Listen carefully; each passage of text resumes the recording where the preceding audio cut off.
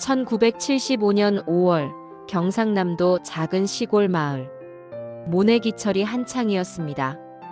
5살 선이는 집에서 혼자 놀고 있었어요. 온 가족이 논에 나가 모내기를 하느라 바빴거든요. 선이는 마당에서 흙장난을 하다가 문득 엄마가 그리워졌습니다.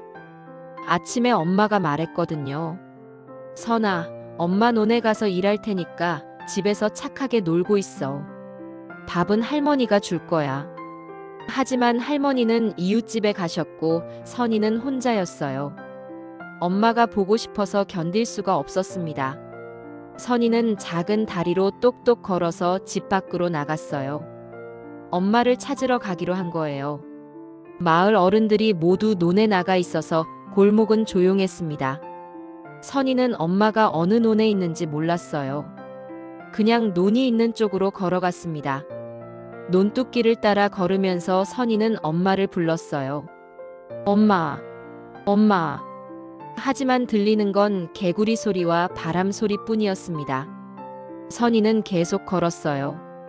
이 논에도 없고 저 논에도 없고. 점점 집에서 멀어져 갔지만 선이는 알지 못했습니다. 해가 중천에 떴을 때 선이는 이미 길을 잃은 상태였어요. 어디가 집으로 가는 길인지 전혀 알 수 없었습니다. 주변은 온통 논과 밭뿐이었고 아는 사람도 보이지 않았어요. 선이는 무서워지기 시작했습니다. 엄마, 엄마. 선이가 울음을 터뜨렸어요. 하지만 5살 아이의 작은 목소리는 넓은 들판에 묻혀버렸습니다. 그때였습니다. 저 멀리서 누군가 큰 소리로 부르는 소리가 들렸어요. 선아, 선아. 엄마 목소리였습니다. 선이가 집에 없다는 걸 안 엄마가 온 동네 사람들과 함께 찾아다니고 있었거든요. 선이, 선이. 여러 사람의 목소리가 들렸어요. 선이는 힘을 다해 소리쳤습니다. 엄마, 여기 있어요. 드디어 엄마가 선이를 발견했습니다. 선아, 여기 있었구나. 엄마가 달려와서 선이를 꼭 안아주었어요. 엄마의 품에 안긴 선이는 안도의 눈물을 흘렸습니다. 우리 선이 얼마나 무서웠을까. 엄마도 눈물을 흘리며 선이를 달랬어요. 집으로 돌아가는 길, 선이는 엄마 등에 엎여서 깜빡 잠이 들었습니다. 하루 종일 들판을 헤맨 탓에 너무 지쳤거든요.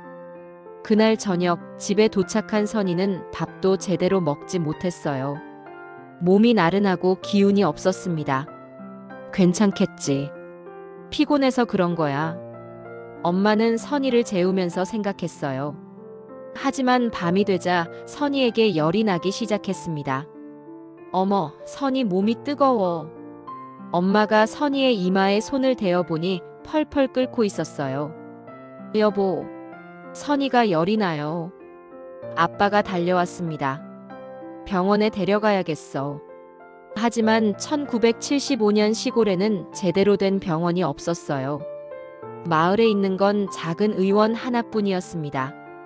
다음 날 아침, 아빠가 선이를 업고 의원에 갔어요. 의사 선생님이 선이를 진찰했습니다. 열이 많이 나는군요. 몸살인 것 같습니다. 주사 맞고 약 먹으면 나을 거예요. 의사는 해열제를 처방해 주었어요. 하지만 선이의 열은 쉽게 떨어지지 않았습니다. 사흘 동안 계속 40도가 넘는 고열에 시달렸어요. 온 가족이 밤새 간병했지만 선이는 계속 아팠습니다. 넷째 날 아침, 드디어 열이 떨어졌습니다. 다행이다. 이제 괜찮겠구나. 엄마가 안도의 한숨을 쉬었어요. 하지만 진짜 문제는 그때부터 시작이었습니다. 열이 떨어진 후 선이가 일어나려고 하는데 다리에 힘이 안 들어가요. 선이가 당황했어요. 왼쪽 다리가 말을 듣지 않았거든요. 처음에는 누워있던 시간이 길어서 그런 줄 알았어요. 하지만 며칠이 지나도 선이의 다리는 회복되지 않았습니다. 오히려 점점 더 심해졌어요. 걸을 때 왼쪽 다리를 질질 끌게 되었습니다. 이상해. 왜 이러지? 엄마와 아빠는 걱정이 되어서 선희를 다시 의원에 데려갔어요. 의사도 당황했습니다. 이상하네요. 열병 후유증일 수도 있고, 정확한 진단을 받으려면 큰 병원에 가보셔야겠어요. 아빠는 선희를 업고 시내 큰 병원으로 갔습니다. 그곳에서 내린 진단은 충격적이었어요. 소아마비입니다. 의사의 말에 아빠는 멍해졌어요. 소아마비라고요? 네, 바이러스 감염으로 인한 소아마비증입니다. 왼쪽 다리 근육이 마비된 상태예요. 치료 방법은 없나요?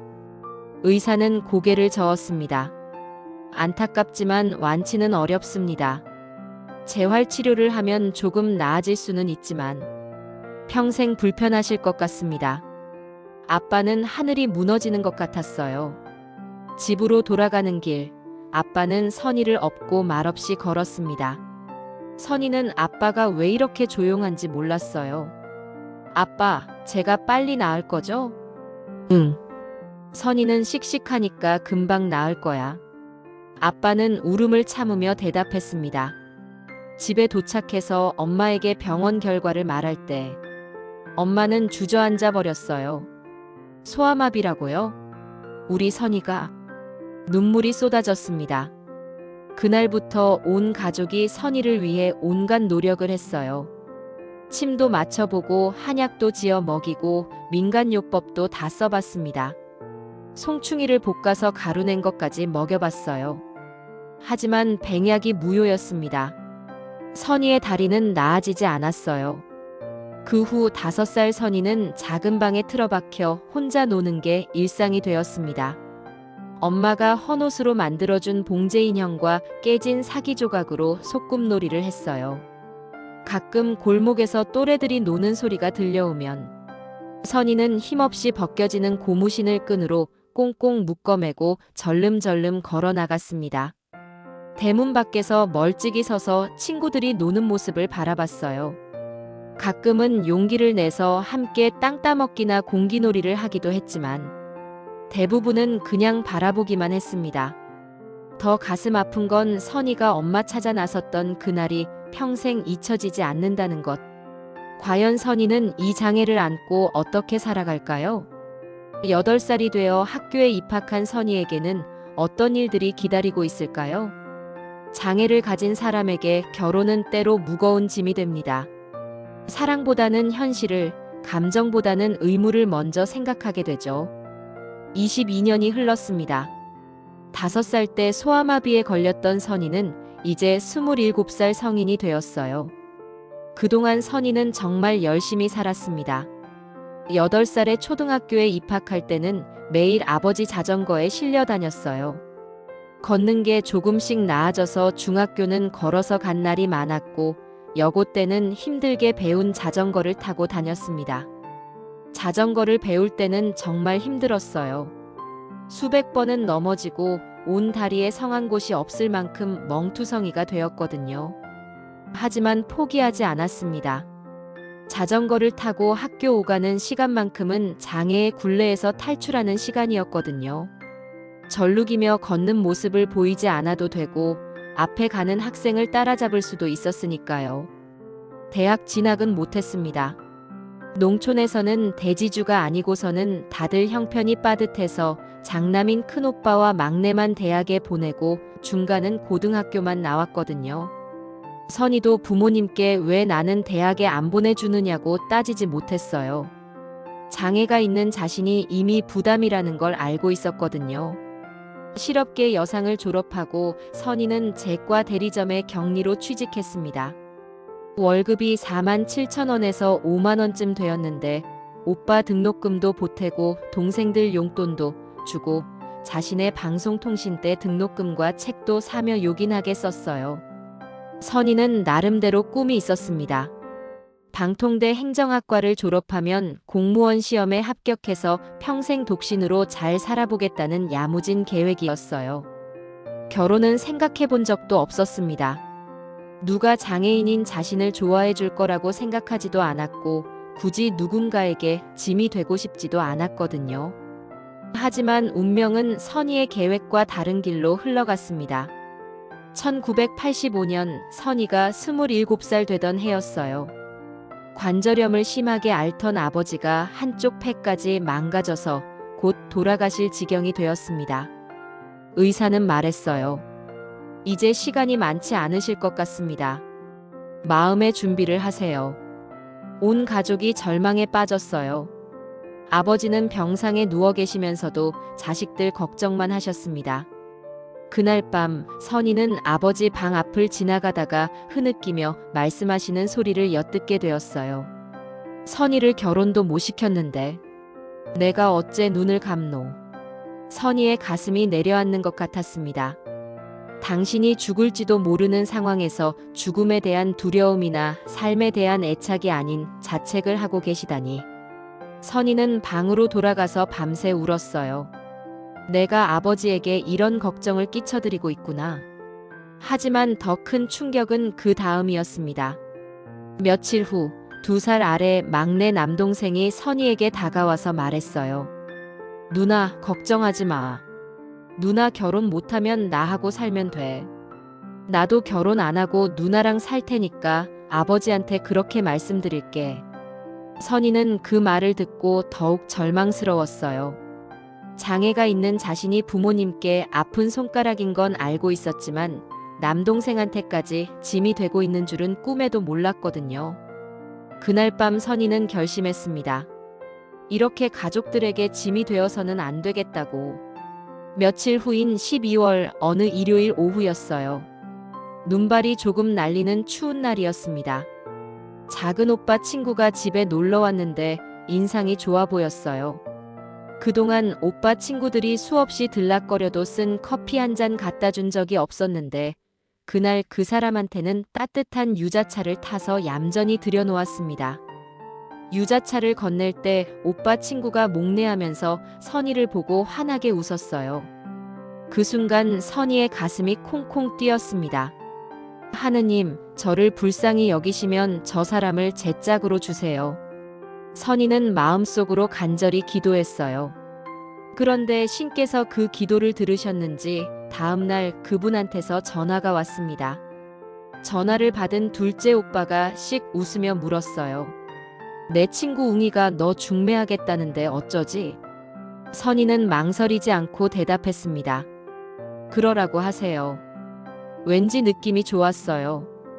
며칠 후 약속된 다방에는 오빠 친구 혼자 나와 있었습니다. 그가 선희에게 털어놓은 이야기는 놀라웠어요. 그 사람 동생도 선희처럼 소아마비라는 것. 그래서 선희가 걷는 게 전혀 이상해 보이지 않고 오히려 친근했다는 것. 지금은 취업을 준비하며 부모님 과수원 농사일을 돕고 있고 결혼하면 농촌에서 부모님 돌아가실 때까지 모시고 살고 싶다는 것까지. 선희에게는 위로가 되는 내용도 있고 부담되는 말도 있었지만 끄덕끄덕 모두 받아들였어요. 사실 선택의 여지가 많지 않다는 것도 알고 있었거든요. 결혼까지는 100m 달리기 하듯 빠르게 진행되었습니다. 1986년 5월 선희는 28살의 신부가 되었어요. 곧 돌아가실 것 같던 아버지는 조금씩 건강이 좋아져서 결혼식 날 선희의 손을 잡고 입장하셨습니다. 신부도 절룩절룩, 신부 아버지도 관절염으로 절룩절룩. 마치 두 사람 걸음걸이가 맞춤이라도 한 것 같았어요. 평소 아버지는 입버릇처럼 말씀하셨거든요. 내 다리 떼서 선희 줄 수 있다면 당장 떼서 줄 텐데. 그런데 당신 다리도 온전치 못하게 된 거예요. 절룩이는 두 사람의 입장을 보면서 하객들은 더 힘찬 박수로 격려해 주었습니다. 선희는 생각했어요. 박수를 더 많이 받을 수 있게 잘 살아야겠다고. 하지만 선희는 아직 몰랐습니다. 결혼 생활이 얼마나 힘들고 버거울지. 그리고 그 속에서도 얼마나 큰 행복을 찾게 될지. 더 힘든 건 신혼생활이 생각보다 훨씬 어렵다는 것.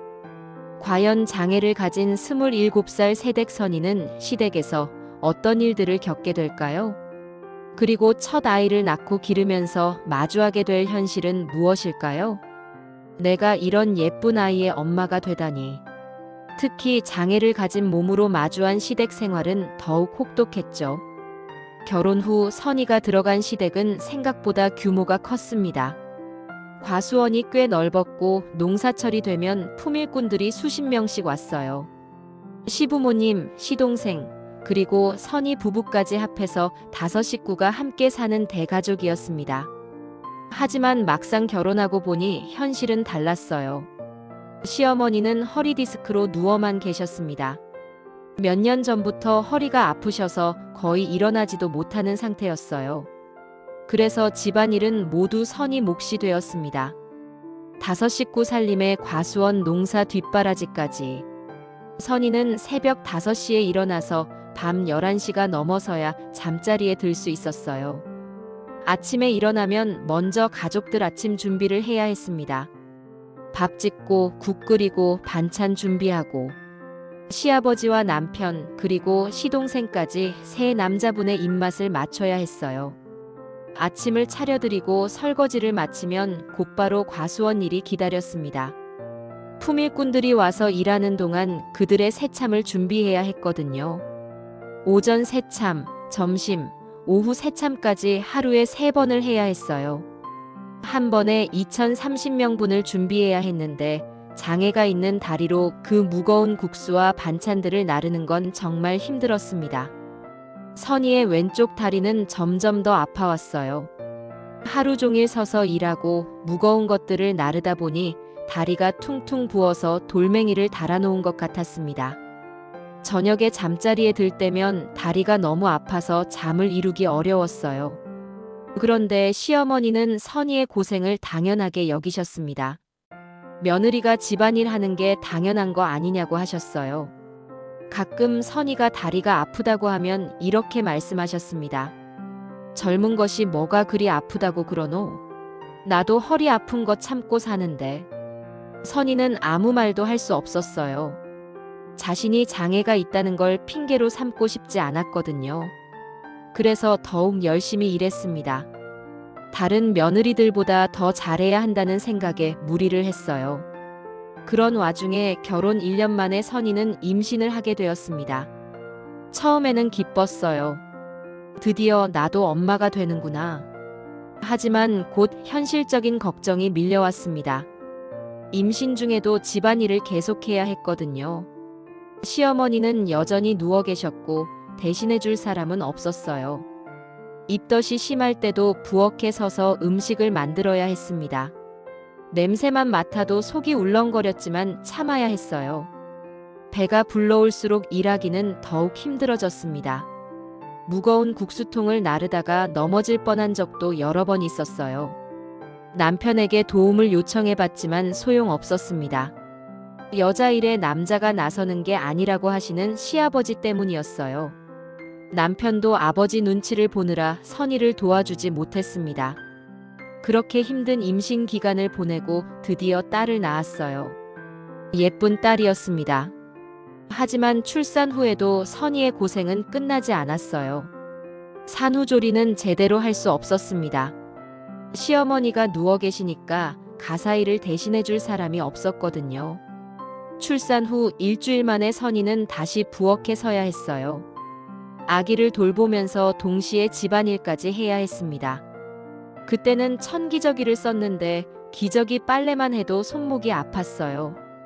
하루에 20장씩 갈아야 했거든요. 밤에는 아기가 울면 달래고 낮에는 집안일에 농사일까지. 선희는 정말 한계에 다다른 것 같았습니다. 어느 날 저녁 선희는 화장실에서 혼자 울었어요. 이렇게 살다가 내가 죽는 게 아닐까? 하지만 포기할 수는 없었습니다. 아기도 있고 가족들도 자신을 의지하고 있었거든요. 그런데 그때 기적 같은 일이 일어났습니다. 결혼 3년째 되던 해 남편이 공기업에 취업한 거예요. 매월 받아오는 봉급으로 아이 장난감과 책, 이유식도 사고 식재료도 색다른 것을 살 수 있게 되었습니다. 선희는 종종 콧노래를 부르는 날도 생겼어요. 그리고 2년 후에는 더 큰 행운이 찾아왔습니다. 장애가 있던 시동생이 드디어 짝을 만나 결혼을 한 거예요. 시동생의 아내는 건강하고 명랑하고 재주 많은 사람이었습니다. 마치 신들의 세계에 주고받음의 법칙이라도 있는 것 같았어요. 시부모님이 장애인 며느리인 선희를 흔쾌히 받아주셨으니 장애가 있는 막내 아들은 건강하고 좋은 아내를 얻은 것 같았습니다. 시부모님은 시동생 내외와 살기로 하시면서 선희네에게 분가를 권하셨어요. 선희는 내심 너무 좋았습니다. 드디어 자유로워질 수 있다는 생각에 기뻤거든요. 분가하니 달랑 세 식구였어요. 단출해서 살림이 소꿉놀이 같았습니다. 그동안 50구의 품일꾼들까지 챙겨야 했던 것에 비하면 천국 같았어요. 선희는 처음으로 여유를 느꼈습니다.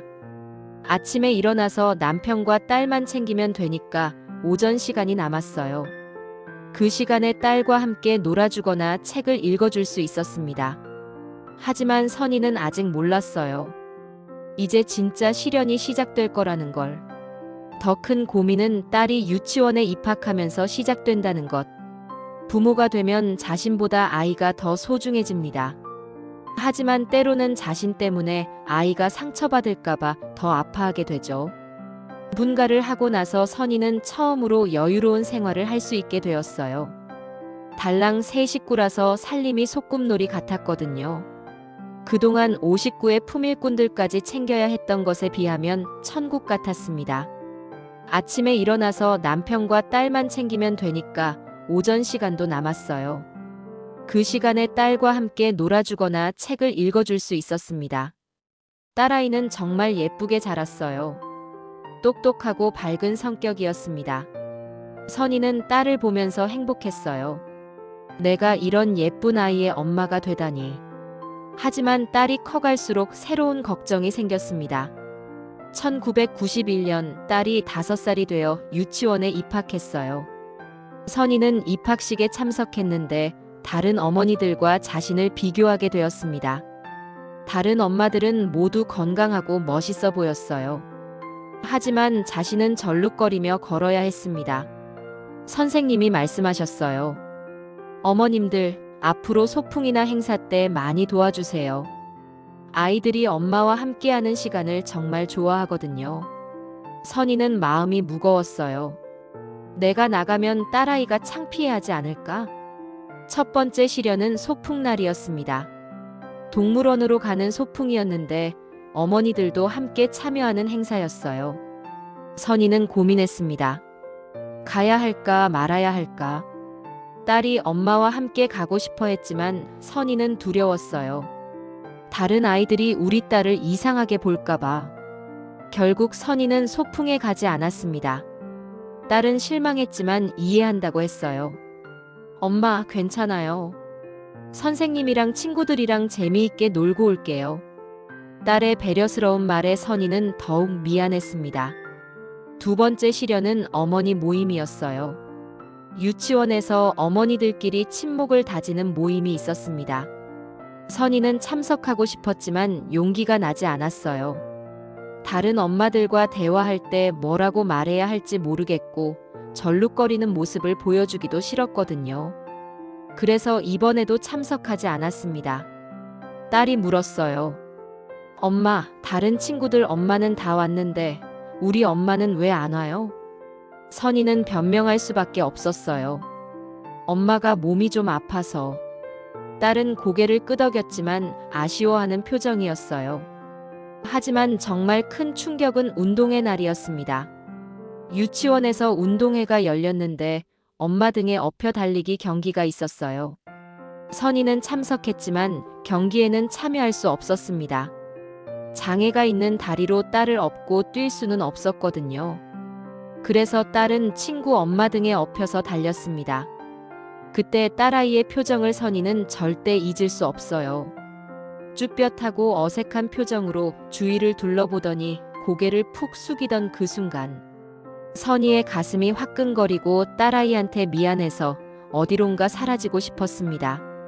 다른 아이들은 모두 자기 엄마 등에 업혀서 즐겁게 웃고 있었는데 우리 딸만 남의 엄마 등에 업혀 있었어요. 딸은 억지로 웃고 있었지만 선희는 알 수 있었어요. 아이가 얼마나 당황스럽고 부끄러워하는지. 운동회가 끝나고 집에 돌아가는 길에 딸이 말했어요. 엄마, 괜찮아요. 민지 엄마가 저를 업어주셔서 재미있었어요. 딸은 엄마를 위로하려고 했지만 선이는 더욱 마음이 아팠습니다. 어린 나이에 벌써 엄마를 배려할 줄 아는 딸이 대견하면서도 미안했어요. 그날 밤 선이는 남편에게 말했습니다. 여보, 우리 둘째는 낳지 맙시다. 왜 갑자기 그런 말을? 딸아이가 오늘 얼마나 창피했을지. 내가 장애가 있어서 아이한테 상처를 주고 있어요. 둘째까지 낳으면 그 아이도 똑같이 힘들어할 거예요. 남편은 선이를 설득했습니다. 그런 생각하지 마. 딸이 창피해했을 리 없어. 아니에요. 분명히 창피했을 거예요. 나라도 그랬을 테니까. 선이는 확신했어요. 장애를 가진 자신이 아이들에게 짐이 되고 있다고. 그날 이후 선이는 더욱 조심스러워졌습니다. 유치원 행사에는 가능하면 참석하지 않으려고 했고, 딸 친구들이 집에 놀러와도 최대한 모습을 드러내지 않으려고 했어요. 딸은 그런 엄마를 이해하는 듯 했지만 가끔 아쉬워하는 기색이 역력했습니다. 선이의 마음은 더욱 무거워졌어요. 내가 이 아이한테 어떤 엄마가 되어주고 있는 걸까? 남편이 가끔 둘째 이야기를 꺼낼 때마다 선이는 단호하게 거절했습니다. 절대 안 돼요. 한 아이도 제대로 챙겨주지 못하는데. 하지만 남편은 포기하지 않았어요. 남편이 40을 넘기고부터는 더욱 자주 말했습니다. 우리는 식구가 너무 적어서 집이 썰렁해. 선배네 아들이 대학에 들어갔는데 든든해 보이더라. 남편의 말에 선이는 미안했지만 마음을 바꿀 수는 없었어요. 내가 장애가 있는 한 아이들에게는 짐이 될 뿐이야. 시간이 흘러 딸이 초등학교에 입학했습니다. 선이는 여전히 조심스러웠어요. 학부모 모임이나 학교 행사에는 가능하면 참석하지 않으려고 했습니다. 하지만 딸은 점점 더 성숙해져 갔어요. 엄마의 마음을 이해하는 듯 했지만 가끔은 다른 아이들이 부러워 보인다고 했습니다. 그런 딸을 보면서 선이는 더욱 확신했어요. 둘째는 절대 낳으면 안 된다고. 하지만 선이는 아직 몰랐습니다. 딸이 6학년이 되어서 쓴 101장 장문이 모든 걸 바꿀 거라는 걸. 더 놀라운 건 딸이 101장에서 쓴 장문의 내용이었다는 것. 과연 딸은 엄마에 대해 어떤 마음을 갖고 있었을까요? 그리고 그 장문이 선이의 인생을 어떻게 바꿀까요? 때로는 아이가 부모에게 가장 큰 용기를 주기도 합니다. 어른이 포기하려 할 때 아이의 순수한 마음이 모든 걸 바꿔놓죠. 시간이 흘러 딸이 초등학교 6학년이 되었습니다. 선이는 여전히 조심스러운 마음으로 살고 있었어요. 학교 행사나 학부모 모임에는 가능하면 참석하지 않으려 했고, 딸 친구들 앞에서도 모습을 드러내지 않으려고 했습니다. 남편은 여전히 가끔 둘째 이야기를 꺼냈지만 선이는 단호하게 거절했어요. 절대 안 돼요. 한 아이도 제대로 된 엄마 노릇 못하는데. 하지만 딸은 점점 더 똑똑하고 착한 아이로 자라고 있었습니다. 공부도 잘하고 그림도 잘 그리고 글짓기도 잘했어요. 선이는 딸이 자랑스러웠지만 동시에 미안했습니다. 다른 아이들처럼 당당한 엄마를 가져주지 못해서. 그런 어느 날이었어요. 1998년 가을, 딸이 학교에서 101장 대회에 참가했습니다. 주제는 나의 가족이었어요. 며칠 후 담임 선생님으로부터 전화가 왔습니다. 어머님, 딸아이가 101장에서 우수상을 받았어요. 정말요? 우리 딸이? 네, 정말 감동적인 글을 썼더라고요. 학부모 참관 때 직접 읽어드릴게요. 선이는 기뻤지만 한편으로는 걱정이 되었어요. 가족에 대한 글을 썼다는데 혹시 엄마에 대해 부정적으로 쓰지는 않았을까? 학부모 참관일이 되었습니다. 선이는 고민했어요. 가야 할까 말아야 할까?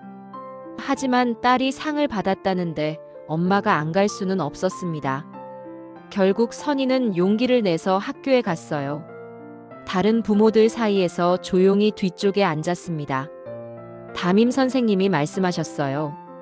이번 100일장에서 우수상을 받은 학생의 작품을 읽어드리겠습니다. 선생님이 딸의 작문을 읽기 시작했습니다. 나의 엄마. 우리 엄마는 다리가 조금 불편하십니다. 어렸을 때 병에 걸려서 절룩거리며 걸으세요. 그래서 다른 친구들 엄마처럼 빨리 뛸 수는 없어요.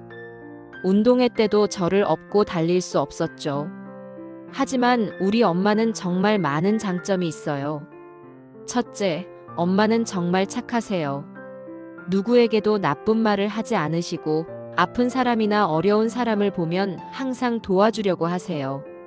둘째, 엄마는 정말 부지런하세요. 매일 새벽 일찍 일어나서 맛있는 밥을 해주시고 집안을 깨끗하게 치워주세요. 다리가 아프실 텐데도 불평하지 않으세요. 셋째, 엄마는 요리를 정말 잘하세요. 친구들이 우리 집에 놀러 와서 엄마가 해주신 음식을 먹으면 맛있다고 칭찬해요. 넷째, 엄마는 제 숙제를 정말 잘 봐주세요. 모르는 문제가 있으면 함께 고민해 주시고 책도 많이 읽어주세요. 그래서 저는 우리 엄마가 정말 자랑스러워요. 다리가 불편하다고 해서 다른 엄마들보다 못한 게 아니에요. 오히려 더 열심히 사시고 더 따뜻한 마음을 가지고 계세요. 저는 우리 엄마의 딸이라서 정말 행복해요. 그런데 한 가지 바라는 게 있어요. 동생이 생겼으면 좋겠어요. 그러면 저처럼 우리 엄마의 좋은 점을 아는 동생이 하나 더 생기잖아요. 그래서 엄마가 더 행복해지실 것 같아요. 선생님이 작문을 다 읽었을 때 교실이 조용해졌어요. 선이는 눈물이 쏟아져서 어쩔 줄 몰랐습니다. 내 기준으로는 딸한테 늘 미안하고 주눅 들었는데 딸은 나를 부끄러워하기는커녕 자랑스러워하고 있었던 거예요. 다른 부모들도 감동받은 표정이었습니다. 어떤 어머니는 눈물을 닦고 있었어요. 참관이 끝나고 집으로 돌아가는 길, 선이는 딸의 손을 꼭 잡았습니다. 딸아, 정말 고마워. 엄마가 이렇게 행복한 적이 없었어. 엄마, 제가 쓴 거 다 진짜예요. 정말로 엄마가 자랑스러워요. 딸의 말에 선이는 또다시 눈물이 났어요. 순간 누더기 옷을 벗어버린 것 같고 흉한 허물을 벗고 말갛게 다시 태어난 기분이었습니다. 그날 밤 선이는 남편에게 말했어요. 여보, 우리 둘째 가져봐요. 갑자기 왜? 딸이 동생을 원한다고 하네요. 그리고 저도 이제 용기가 생긴 것 같아요. 남편은 깜짝 놀랐지만 기뻤습니다. 정말? 진심이야? 네, 딸이 저를 이렇게 사랑해주는데. 둘째도 그럴 수 있을 것 같아요. 그 후 선이는 둘째를 갖기 위해 노력했어요. 하지만 쉽지 않았습니다. 선이의 나이가 이미 39살이었거든요. 1년, 2년이 지나도 임신이 되지 않았어요. 병원에 가보니 나이가 많아서 임신이 어렵다고 했습니다. 선이는 포기하려고 했어요. 역시 안 되는구나. 하지만 남편과 딸이 포기하지 않았습니다. 엄마, 꼭 동생 생길 거예요. 제가 매일 기도할게요. 딸의 간절한 마음이 하늘에 닿았을까요? 2000년 선이가 42살 되던 해, 기적처럼 임신이 되었습니다. 병원에서 임신 확진을 받았을 때 선이는 믿을 수 없었어요. 정말 임신된 거예요? 네, 축하드려요. 건강한 아기예요. 집에 돌아가서 가족들에게 소식을 전했을 때 딸이 가장 기뻐했습니다. 엄마, 정말요? 동생이 생기는 거예요? 응, 우리 딸 덕분이야. 남편도 선이를 꼭 안아주었어요. 42살의 아기를 가진다는 게 쉽지 않다는 걸 모두 알고 있었거든요.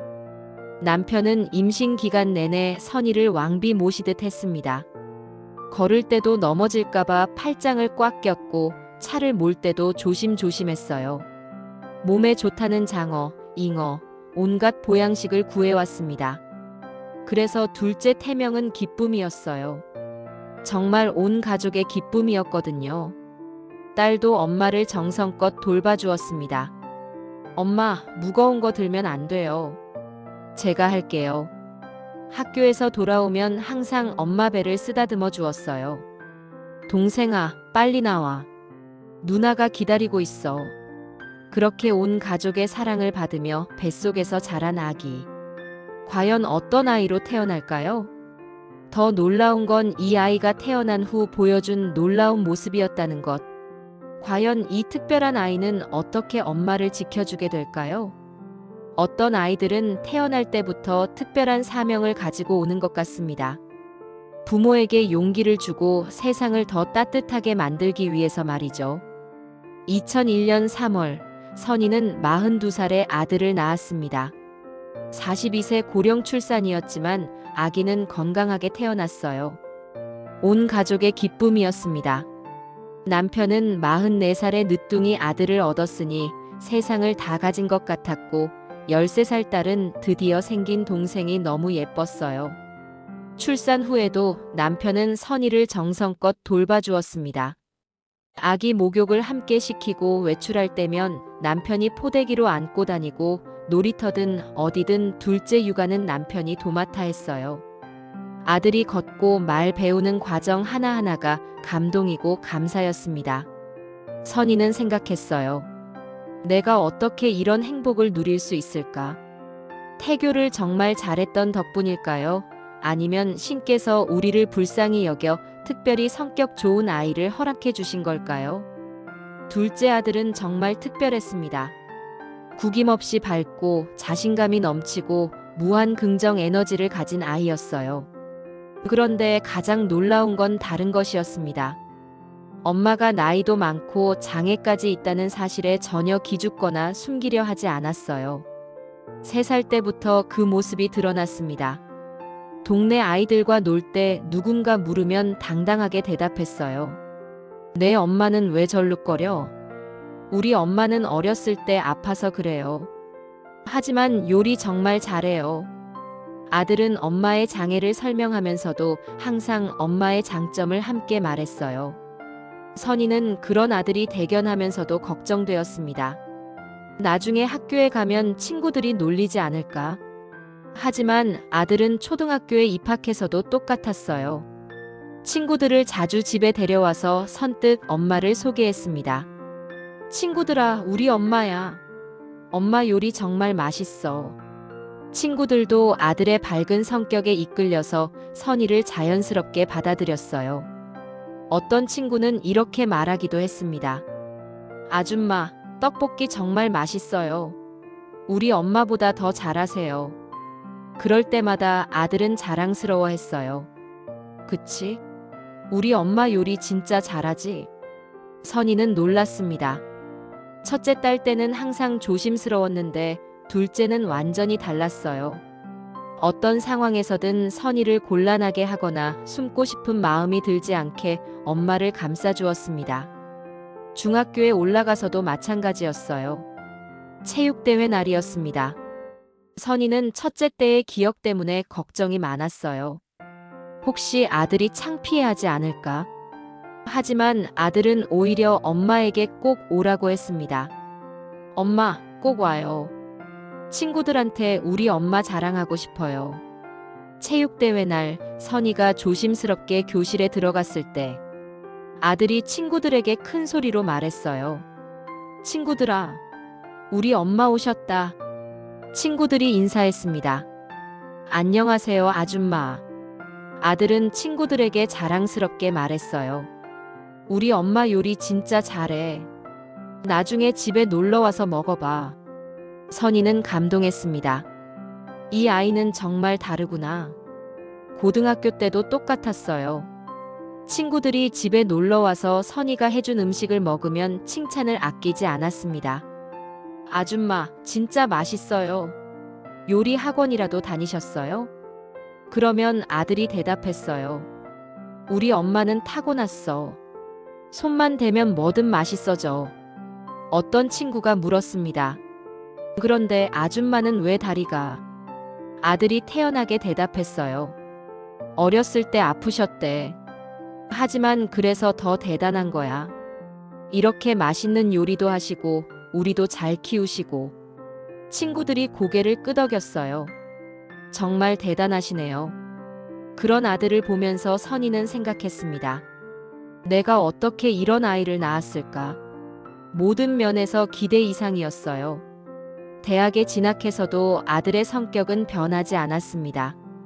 기숙사에서 살면서도 주말마다 집에 와서 엄마를 챙겼어요. 엄마, 몸은 어때요? 다리 아프면 말해요. 그리고 친구들을 데려와서는 여전히 엄마 자랑을 했습니다. 친구들아, 우리 엄마 요리 먹어봐. 진짜 맛있어. 어떤 친구는 선희에게 말했어요. 아줌마, 아들이 엄마 자랑을 정말 많이 해요.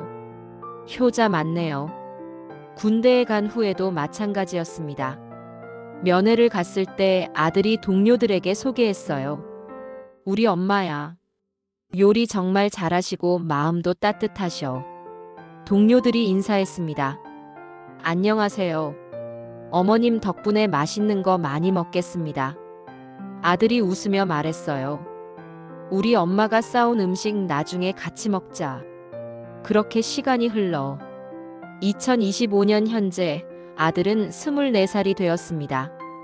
객관적으로 보면 훤칠하지도 않고 중간 키의 평범한 얼굴이에요. 명문대에도 들어가지 못했습니다. 하지만 선희에게는 세상에서 가장 자랑스러운 아들이었어요. 남들이 팔불출이라 할 수도 있지만 밟고 맡은 일 똑 부러지게 해내는 모범 청년임에 분명합니다. 특히 선희에게는 미소와 포옹 하나로 온갖 근심과 걱정을 날려주는 마법 같은 존재였어요. 어느 날 아들이 말했습니다. 엄마, 제가 결혼하면 신부에게 꼭 말할 거예요. 우리 엄마가 어떤 분인지. 그리고 앞으로도 계속 엄마와 함께 살고 싶어요. 선희는 눈물이 났습니다. 내가 결혼하면 신부가 싫어할 텐데. 아니에요. 우리 엄마를 안 좋아할 사람은 제가 만나지 않을 거예요. 아들의 확신에 찬 목소리에 선희는 다시 한번 감동했어요. 지금도 아들은 선희의 든든한 지지자입니다. 어디를 가든 엄마를 당당하게 소개하고 세상으로부터 엄마를 지켜주고 있어요. 선희는 생각합니다. 42살에 낳은 이 아이야말로 내 인생 최고의 선물이었구나. 이 아이가 아니었다면 나는 평생 주눅 들고 살았을 텐데. 이제 선희는 자신 있게 말할 수 있어요. 장애가 있어도 좋은 엄마가 될 수 있다고. 그리고 진짜 가족은 서로를 있는 그대로 사랑하는 사람들이라고. 때로는 늦게 찾아온 선물이 가장 큰 기적이 됩니다. 42살에 낳은 아들은 선희에게 자신감을 주었고 세상을 당당하게 살아갈 용기를 주었어요. 5살에 잃어버린 꿈을 67년 만에 되찾게 해준 마법 같은 아이였습니다. 내 아들, 둘째야. 나이도 많고 장애 있는 엄마한테 태어나줘서 고마워. 사랑해, 많이 많이. 늦둥이가 선물해준 진짜 기적은 바로 이런 것이었습니다. 있는 그대로의 나를 사랑해주는 사람이 세상에 있다는 것. 그것만으로도 인생은 충분히 아름다웠어요. 때로는 인생의 가장 큰 시련이 가장 큰 축복을 가져다 주기도 합니다. 5살에 찾아온 소아마비는 선희에게 평생의 아픔이었지만 동시에 가장 특별한 사랑을 알게 해준 선물이기도 했어요.